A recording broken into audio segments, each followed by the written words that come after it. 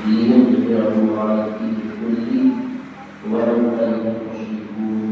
آمنت بالله صدق الله العظيم وصدق رسوله النبي الأمين الوحيد المختار الكريم ونحن على ذلك من الشاهدين والشاكرين والحمد لله رب العالمين. وہ جو رکھے تو کچھ رکھا، وہ جو نہ ہو تو کچھ نہ ہو، وہ جو رکھے تو کچھ رکھا، وہ جو نہ ہو تو کچھ نہ ہو، جان ہے وہ جہان کی، جان ہے تو جہان ہے. اور سید الاولیاء رضی اللہ عنہ فرماتے ہیں کہ شاہ اسد حسین بادشاہ اسد حسین عید اسد حسین ایمانہ اسد حسین سردار لگار دست در دست یزید حقا کی بلا الہ الہ اسد حسین. حضرت محترم یہ نشست جو مسجد قدس میں منعقد ہے، یہ دوسری نشست ہے ماہ محرم الحرام. اور میں آپ کو پوری بیانات سنی ہے. اس سے پہلے آئیے ہمارا اپنے آقا جناب محمد رسول اللہ صلی اللہ علیہ وسلم کی بارگاہ اقدس میں اپنی دل و محبت کے ساتھ آواز بلند و الفاظ کریں. اللہم صلی علی سیدنا مولانا محمد علیہ وسلم صلوات و سلام علیہ یا رسول اللہ صلی اللہ علیہ وسلم. ایک مرتبہ اور آل رسول کی بارگاہ میں درود پاک کریں. ہمارے بندہ اللہم صلی وبارک وسلم صلوات و سلام علیہ صلی اللہ علیہ وسلم. امام حسین کے کچھ اشعار ملاحظہ فرمائیں. آپ لوگ آواز پر نہ جائیں کیونکہ ہر کوئی نئی مقصد اور شاعر نہیں ہوگا. بس دل کے جذبات آپ کے سامنے رکھیں تاکہ وہ کربلا کا منظر ہماری اور آپ کے نظر کے سامنے ہو اور ہمیں اپنی غلطیوں کا احساس ہمیں ہم کرنے کے لیے کیا آئے تھے اور کر جا رہے ہیں. شیر ملاحظہ فرمائیں. شمشیر کربلا میں اٹھائی حسین نے، شمشیر کربلا میں اٹھائی حسین نے، شمشیر کربلا میں اٹھائی حسین نے، شمشیر کربلا میں اٹھائی حسین نے، شمشیر کربلا میں اٹھائی حسین نے.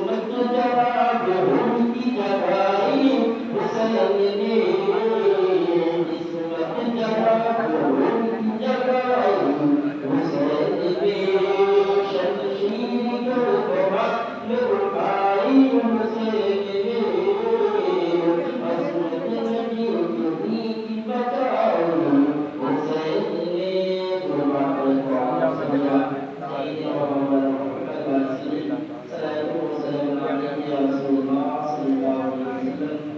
حضرات محترم، کل کی نشست میں نے جو بیان کیا تھا اس میں نے یہ عرض کیا تھا کہ نبی کی ولادت کے بعد اس کے بعد ان کی عمر مبارکہ جب 25 سال کی ہوئی تو ان کی شادی کی ہوئی اور اس کے بعد اللہ کے نبی صلی اللہ علیہ وسلم نے دعوت و تبلیغ کے اعلان نبوت کے بعد کا کیا معاملہ رہا. اعلان نبوت سے پہلے اللہ کے نبی صلی اللہ علیہ وسلم کو لوگ امیر اور صادق کہا کرتے تھے. اپنی امانتوں کو ان کے پاس رکھ کر کے چلے جایا کرتے تھے. کئی مہینے گزر جاتے تھے، اس کے بعد آ کر کے اپنی امانتیں دیتے تھے. اور صادق اس لیے کہا جاتا تھا کہ پورے مکے میں 23 سال کی عمر میں نبی اکرم صلی اللہ علیہ وسلم پر مکے کے کفار و مشرکین نے اتنا بھروسہ کیا کہ اللہ کے نبی صلی اللہ علیہ وسلم ہمیشہ سچ کہا کرتے تھے، کبھی جھوٹ نہیں کہا کرتے تھے. یہاں تک کہ اعلان نبوت کا جب وہ وقت آیا تو فاران کی چوٹی پر کھڑے ہو کر کے اللہ کے نبی صلی اللہ علیہ وسلم نے ہاتھ سے اشارہ کیا، او مکہ والوں ادھر آؤ، او مکے والوں ادھر آؤ. تمام لوگوں نے اللہ کے نبی صلی اللہ علیہ وسلم کے باتوں کو سن کر کے، آواز کو سن کر کے اپنے اپنے گھروں سے نکل کر کے اس فاران کی چوٹی کے قریب آ گئے، اس پہاڑی کے قریب آ گئے. اور اللہ کے نبی صلی اللہ علیہ وسلم نے جب دیکھا کہ پورے مکے کے لوگ اس چوٹی کے قریب کے ہیں تو اللہ کے نبی صلی اللہ علیہ وسلم اس چوٹی پر کھڑے ہو کر کے نبی ہونے کا اعلان کیا. اور اعلان کرنے سے پہلے اللہ کے نبی صلی اللہ علیہ وسلم نے کہا کہ او مکہ والوں، کیا تم نے میری زندگی کو نہیں دیکھا؟ کیا میں نے تم سے کبھی جھوٹ بولا ہے؟ تو مکے والے کفار مشرکین جتنے بھی لوگ تھے سب کے سب نے ایک آواز میں کہا کہ یا رسول اللہ، اے محمد، ہم نے آپ کو کبھی جھوٹ بولتے ہوئے نہیں دیکھا. صدقتا، آپ صادق ہے، آپ امین ہے. اللہ کے نبی صلی اللہ علیہ وسلم نے فرمایا کیا تم نے مجھ کو کسی کی امانت میں خیانت کرتے ہوئے دیکھا ہے؟ تو سب نے ایک آواز میں کہا کہ یا رسول اللہ، میں نے آپ کو کبھی بھی امانت میں خیانت کرتے ہوئے ہم نے نہیں دیکھا ہے. اس کے بعد اللہ کے نبی نے فرمایا کہ او مکہ والوں، اگر میں یہ کہوں اس چوٹی کے اس پار ایک بڑا لشکر جبار ہے جو مکہ پر حملہ کر دے گا اور مکہ والوں کو تباہ و برباد کر دے گا، کیا تم ماننے کے لیے تیار ہو؟ سب کے سب مکہ کے کفار و مشرکین نے کہا لبیک یا رسول اللہ، اے محمد، اگر آپ کہیں گے، اگر آپ کہتے ہیں تو یہ بات یقیناً ہم سچ مانیں گے اور یہ بات ہم حق مانیں گے. اس پار لشکر ہے. اللہ کے نبی نے فرمایا وہ لوگوں جب تم مجھ پر اتنا بھروسہ کرتے ہو آنکھ بند کر کے، اس کے بعد میں یہ کہتا ہوں کہ میں اللہ کا نبی ہوں. اللہ ایک ہے، اس اللہ ایک اللہ کی وحدانیت کا اقرار کر لو. وہ مکہ والوں، اس ایک خدا کی پرستش کر لو، ایک اللہ کا بھجن گاؤ. تمام مکہ والے کھلبلا گئے. کیوں؟ کیونکہ ان کی تمام تر کباڑیوں کی دکانیں بند ہونے والی تھی، ان کے لات العزا برات کی دکانیں بند ہونے والے تھے. اللہ اکبر.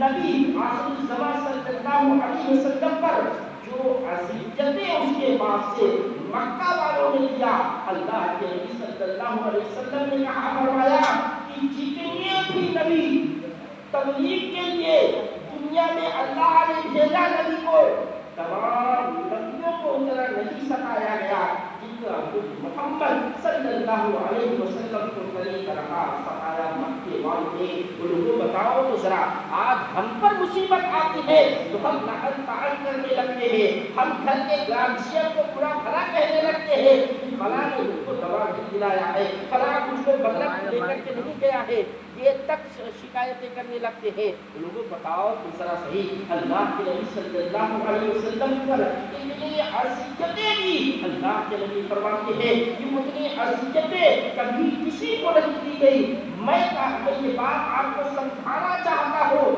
تاکہ کربلا کے میدان میں امام حسین جس دین کو بچانے کے لیے گئے تھے اس دین کے پیڑ کو اگانے کے لیے حضور صلی اللہ علیہ وسلم نے کتنی محنت کی, اس محنت کے بارے میں جب آپ کو پتا چلے گا تب عنقریب یقیناً امام حسین علیہ السلام کی مرتبے کے بارے میں آپ کو پتا چلے گا. ورنہ کوئی بھی جو ہے 2 نمبر کا عالم آئے گا آپ کو سکھا کے جائے گا کہ امام حسین کو تو زیادہ ہی نہیں چاہتے تھا, اگر وہ کربلا کے میدان میں نہیں جاتے تو جان کی سلامتی ہو جاتی, اپنے آل اولاد کے ساتھ پھلتے پھولتے اس طریقے سے ذہن سازی کرتے ہوئے نظر آتے, اور ہماری عوام وہ ہماری عوام ان کے جال میں پھنستے ہوئے نظر آتے. امام علی مقام کربلا کے میدان میں کیوں گئے, اس کیوں کا جواب سیرت مصطفیٰ میں آپ کو ملے گا, کیونکہ اللہ کے نبی صلی اللہ علیہ وسلم کے بارے میں حضرت امام حسین نے بچپن سے دیکھا, جھولے سے لے کر کے بڑے ہوتے ہوئے نوجوان ہوتے ہوئے بھی اللہ کے نبی صلی اللہ علیہ وسلم کو دیکھا کہ کس طریقے سے مکہ کے کفار و مشرکین نے ان پر اذیتوں کے پہاڑ پڑے. میں نے کل فرمایا تھا کہ حضرت حمزہ کو اس طریقے سے ایمان لے کر کے آئے, حضور کو اذیت پہنچائی, اس بنا پر حمزہ رضی اللہ تعالیٰ عنہ نے ایمان لے آیا. اب جب جو ہے مکہ والوں نے دیکھا یہ حضور صلی اللہ علیہ وسلم یعنی کہ محمد عباس نہیں آئے گے, انہوں نے آفر دیا اور آفر لے کر کے وہ ابو طالب کے پاس گئے جو ایمان نہیں لے کے آئے تھے. ابو طالب چچا کے پاس گئے اور حضور علیہ السلام ان چچا کے کچھ دور میں فاصلے میں بیٹھے ہوئے تھے. تو مکہ کے کفار مشرکین عتبہ شیبہ ابو جہل سفیان ابو لہب وغیرہ مل کر کے وہ طالب کے پاس سے جناب ابو طالب کے پاس کہا کہ ابو طالب تمہارا بھتیجا کیا کہتا ہے ہمارے خداؤں کے بارے میں, وہ لعن طعن کرنا بند کر دے اور جس نئے دین کو وہ پھیلا رہا ہے اس دین کو نہ پھیلائے ورنہ اس کے جان کا خطرہ ہے, اس کا جان لے لوں گا. چنانچہ کہنے کے بعد چلے گئے. ابو طالب نے بھتیجے کو دیکھا, محمد کو دیکھا, یا محمد یہ بتاؤ تم کیا کہتے ہو اس کے بارے میں. چچا محبت بہت کرتے تھے اپنے بھتیجے سے, محمد صلی اللہ علیہ وسلم سے.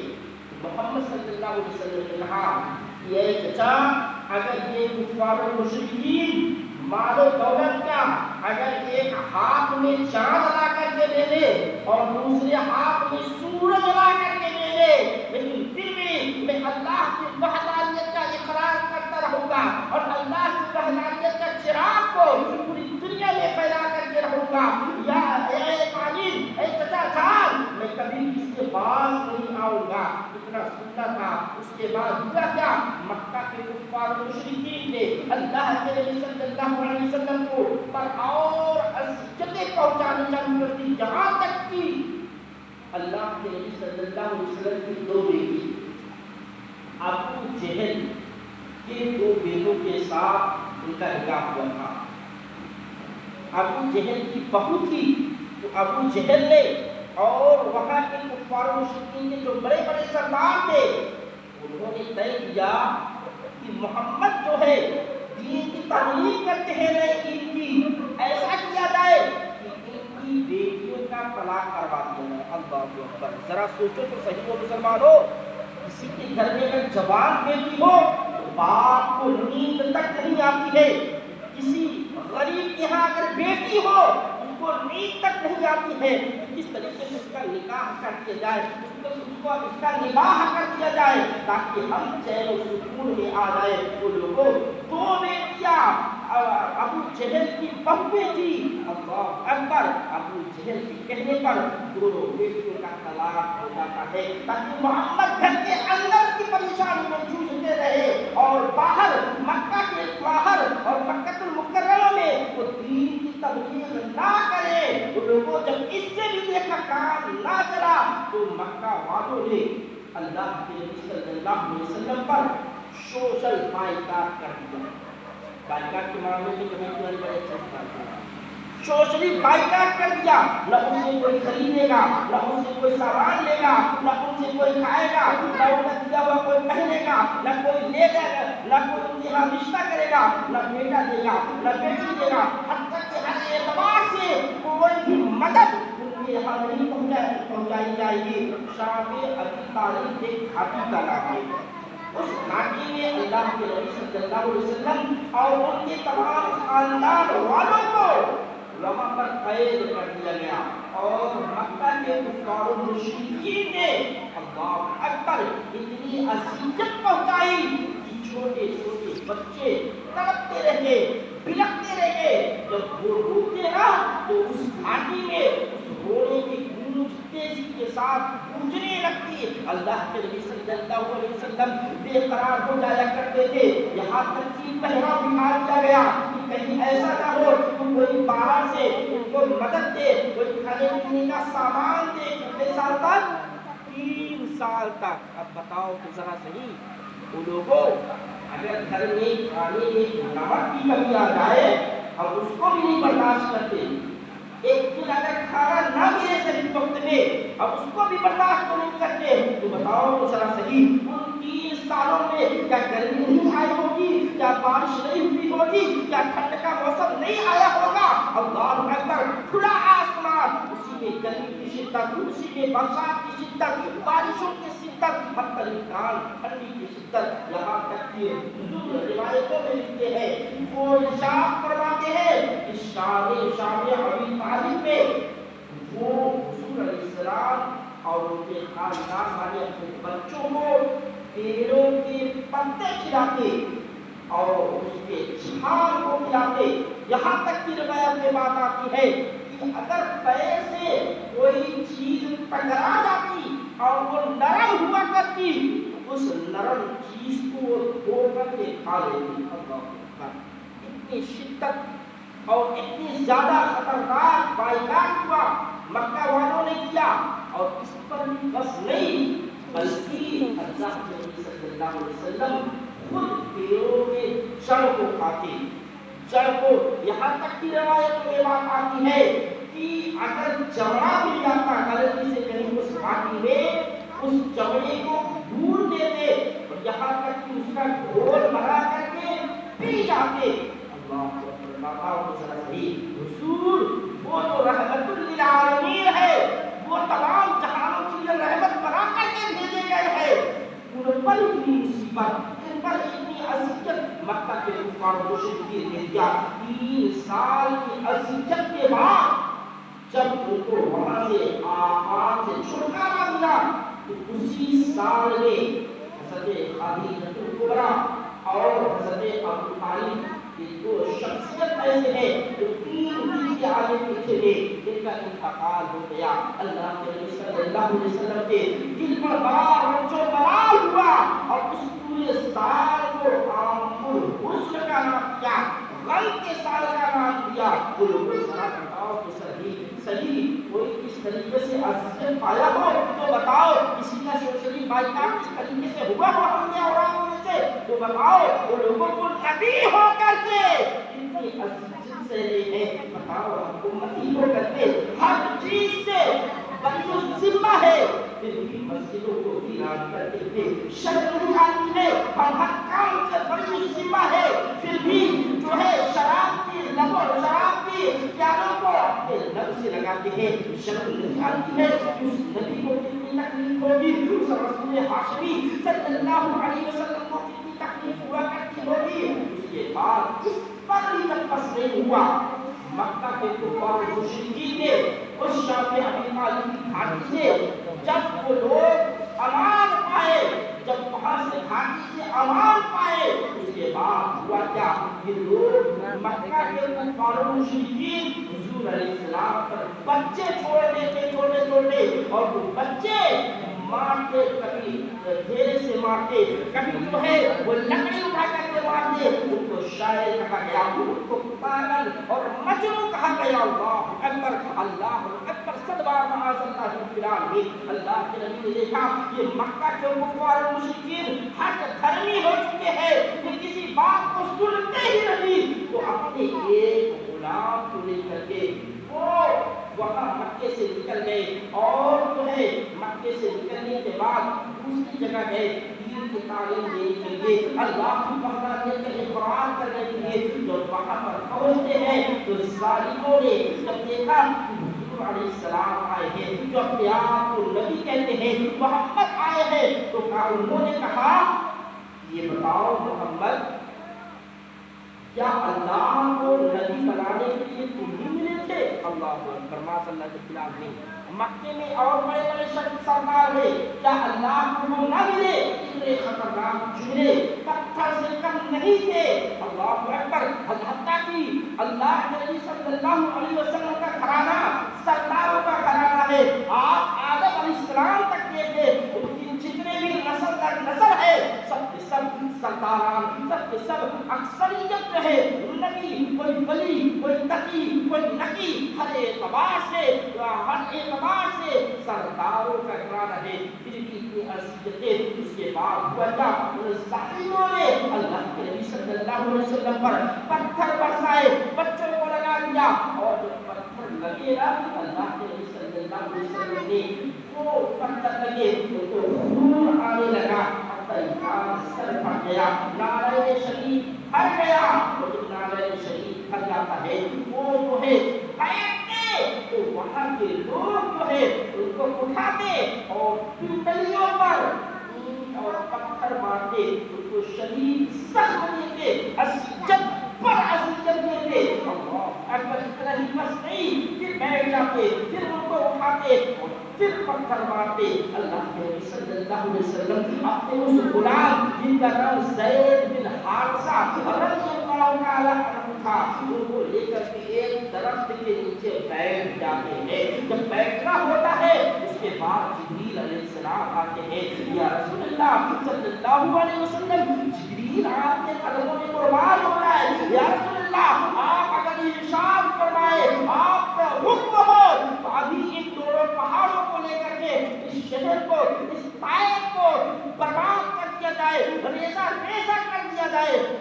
لیکن رسول کی کریمی کو دیکھو، رسول کی رحمت کو دیکھو، او نوجوانوں اش کرو کہ ہم نبی آخر الزمان صلی اللہ علیہ وسلم کے مقدس امتی ہے، لوگوں اپنے آپ میں مقدر پر ناز کرو کہ ایسا رسول ملا، ان پتھر کھا کر کے خون میں ملوث ہے، یہاں تک کہ جب وضو کے لیے وہ نالے پاک اتارتے نا، اپنے جوتے شریف کو اتارا نا، وہ ایڑی اس خون میں چپک گئی تھی، جیسے کسی چیز کو چپکا دیا گیا ہو۔ اللہ اکبر، جبریل کہتے ہیں یا رسول اللہ خادم حاضر ہے، اگر آپ حکم دو ان دونوں پہاڑیوں کو ملا دیا جائے، تاکہ یہ لوگ جو لوگ آپ پر اذیت پہنچائی ہے، آپ کو تکلیف دیا ہے، ان تمام لوگوں کو ہلاک کر دیا جائے، فرامدار کر دیا جائے۔ اللہ کے نبی صلی اللہ علیہ وسلم کی غریبی کے لوگ کہتے ہیں او جبریل، اے جبریل سنو، یہ وہ لوگ ہیں یہ کلمہ نہیں پڑھ رہے ہیں، یہ اللہ کا اقرار نہیں کر رہے ہیں تو نہ کرے، القریب ان کے آنے والے نسلوں میں دین کا پرچار کیا جائے گا، ان کی آنے والی نسلیں دین کا پرچم لے کر کے لہرائیں گی، اور جو دن القریب آ گیا، یہ آج اس طائف کے میدان میں جا کر کے دیکھو لوگوں، آج اس طائف کے شہر کو دیکھو، وہاں پر بچہ بچہ لا الہ الا اللہ محمد رسول اللہ صلی اللہ علیہ وسلم کے ترانے کو گنگناتا ہوا نظر آ رہا ہے۔ وہ لوگوں یہ رسول اعظم صلی اللہ علیہ وسلم کی دور اندیشی تھی، اس کے بعد وہ زخموں سے چور ہو کر کے جب واپس مکے میں آتے ہیں نا تو مکہ والے ان کو پناہ نہیں دیتے، حتی اسی طریقے سے وہ مکہ مکرمہ میں آتے ہیں، اس کے بعد ان پر اذیتوں کا پہاڑ اور توڑا جاتا ہے۔ ہوتا کیا ہے کہ اب بلال جو کلمہ پڑھ چکے تھے، عہد کا نعرہ لگا رہے تھے، امیہ بن خلف امیہ جو ہے ان کو اتنا تکلیف دیتا کہتا کہ بلال تم بس کلمہ پڑھنا چھوڑ دو، رسول کو ماننا چھوڑ دو، اللہ کو ایک ماننا چھوڑ دو، ان کو میں جو ہے جو چیز کو اس کو دے دیا جائے گا، تم پر عزیزتی کے پہاڑ کو چھوڑ دیا جائے گا۔ یہاں تک کہ بلال نے کہا، بلال عہد کے نعرے لگاتے کہ اللہ ایک ہے، اللہ ایک ہے، اور امیہ سن لے، ایک بلال نہیں، اگر 1000 بلال بھی ہوتے تو میں 1000 جان کو قربان کر دیتا۔ لوگوں بتاؤ تو ذرا صحیح، آج کیا ہمارے اور آپ کا ظلم نہیں ہو رہا ہے؟ وہی جو ظلم مکہ مکرمہ میں 1400 سال پہلے ہوا کرتا تھا، آج ہندوستان میں لوگ جو ہے مسلمان کو دیکھتے نہیں، بس معاملہ خراب ہو جاتا ہے نا۔ تم بولتے ہیں وہ لوگ صبر کرو، صبر، سچے پکے مسلمان ہو جاؤ، آپ کو اللہ اور اس کے رسول کی قربت مل جائے، دنیا کا آخرت کی جہنم کی آگ بھی آپ کو تڑپا نہیں سکتی، آپ کو اذیت نہیں دے سکتی۔ اللہ اکبر۔ بلال کے اوپر جو ہے، بلال کے اوپر پتھر بڑے بڑے رکھ دیتے، ان کو بڑے سے لوہے کے ڈرم میں بند کر کے خون سے گھسیٹا جاتا، ننگی پیٹھ سے جو ہے چھالے پڑ کر کے پھوٹ جاتے، لیکن پھر بھی انہوں نے دین کو نہ چھوڑا، پھر بھی اللہ کے نبی کو ماننا نہ چھوڑا۔ لوگوں ہم اور آپ کیسے امت ہے، آج ہم کو کوئی کوڑے نہیں برسائے جا رہے ہیں، آج ہم کو تو کوئی اذیت نہیں پہنچ رہی ہے، پھر بھی ہم جو ہے اس مسجد کو ویران کرتے ہوئے نظر آتے ہیں اور کہتے ہیں، بہانے کرتے ہیں کہ پیارے کام ہے، وہ لوگوں کام کی پوری زندگی کرنی ہے، جس کام کے لیے آئے ہیں اس کام کو چھوڑ کر کے تم پوری زندگی کام کرتے ہوئے نظر آتے ہو اور سیکنڈ ہونے کا انتظار کرتے ہو، آخر میں آخری پٹا رکھ کر کے، آخری پٹا رکھ کر کے وہ تقریر کرنے والا تقریرہ کہے گا بس صرف ہو گیا، زندگی صرف ہو گئی ہے۔ وہ لوگوں دیکھو تو رسول اکرم صلی اللہ علیہ وسلم نے زندگی کو تمہارا ایمان تازہ ہو جائے، ایمان چھچھوڑ اٹھے اور تم بھی اللہ کے نبی صلی اللہ علیہ وسلم سے سچی پکی محبت کرتے ہوئے نظر آؤ۔ جو نور حقیقت ہمارے اور آپ کے دل میں بس چکی ہے، جو شیطانیت ہمارے اور آپ کے دل میں چھٹ چکی ہے، وہ شیطانیت وہ لوگوں اپنے آپ کو بتا دوں۔ حضرت خباب رضی اللہ تعالی عنہ،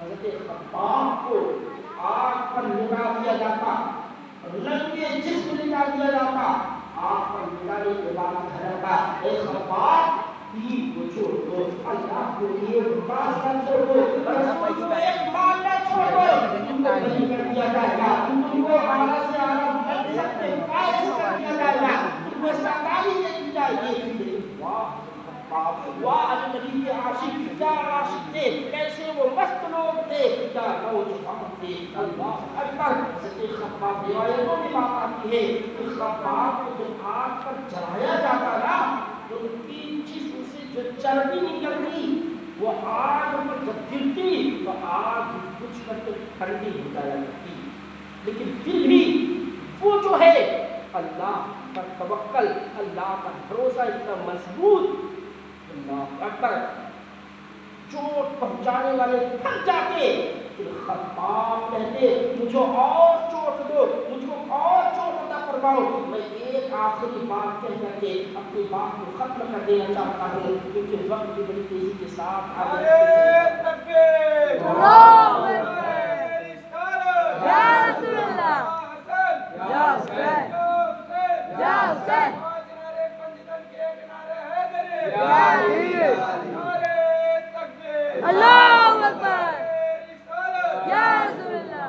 قربانیوں کا سلسلہ جیسے کربلا کے میدان میں قربانی ہوئی، امام حسین نے اپنے سر کو کٹا کے کربلا لے آئے، دین کو سنوارنے میں، دین کو سیکھنے میں آپ دیکھیے اللہ کے نبی اور ان کے اصحاب نے کتنی قربانیاں دی، حتیٰ کہ حضرت عمیر رضی اللہ تعالیٰ عنہ، بڑی نام ہے، بڑی شہرت ہے، حضرت عمیر کو مکہ کے شروع اسلام کی بات بتا رہا ہوں میں، ایک دم شروع جب مکہ کی علامت ہے اور اسلام آتی ہے، اس وقت کی بات بتا رہا ہوں کہ حضرت خبیب رضی اللہ تعالیٰ عنہ اور ان کے ساتھ کے دوست تھے حضرت سعید رضی ایمان نہیں لیا ہے،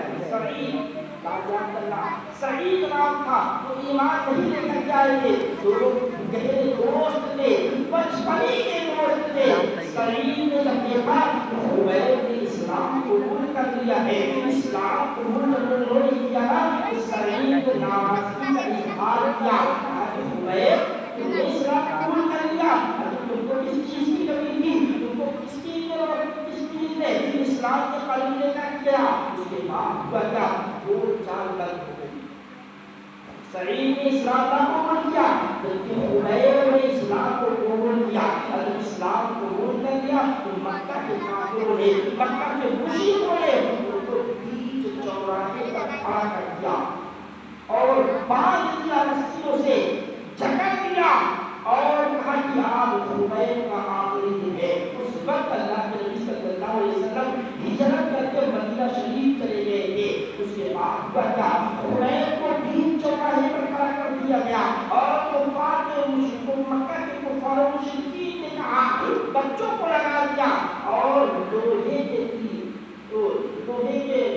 تنے میں آدھی لوہے لگے ہوئے ہوتے ہیں، ایک کو نیزہ کہا جاتا ہے، برچھی کہا جاتا ہے، وہ بچوں کو دے دیا۔ کفار مشرکین نے کہا کہ جاؤ اور خبیب کے جسم کو چھلنی کر دو، ان کے جسم سے لہو کو نکال لو تاکہ آخری وقت میں کم سے کم ان کو حق معلوم ہو جائے کفار و مشرکین کے تعلق سے۔ اس کے بعد ہوا کیا،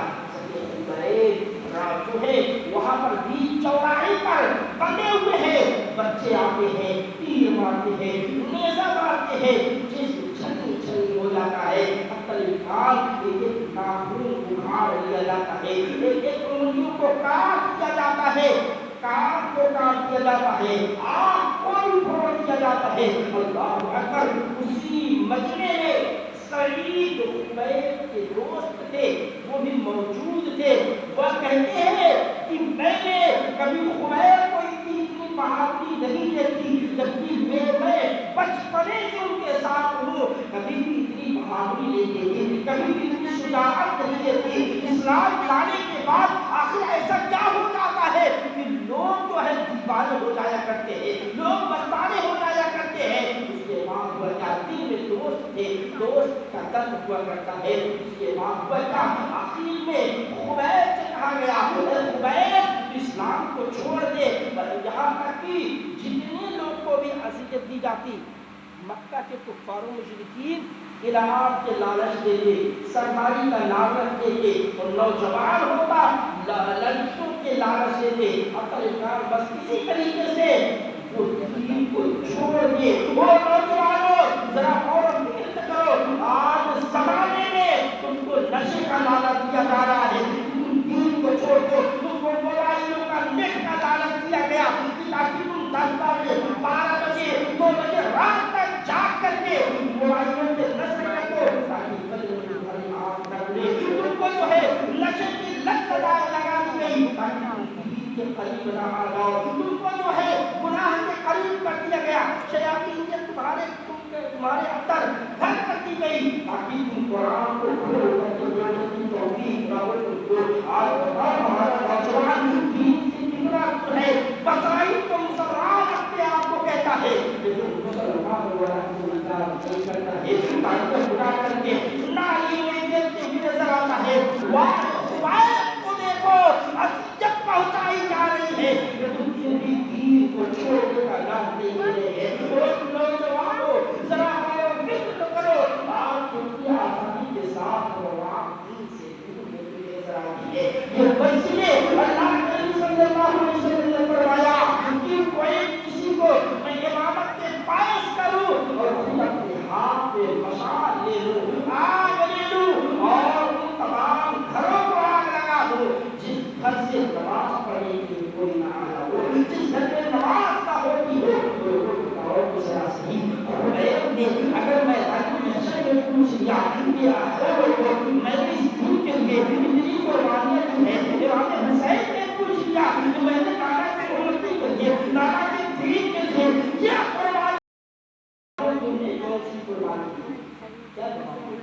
بس نعرہ لگا رہے تھے، بس 12 بجے 10 بجے رات تک جاگ کر کے اپنے آنکھوں سے خیانت کر رہے تھے، اپنی جوانی سے کھلواڑ کر رہے تھے، وہ روز کے لاکھوں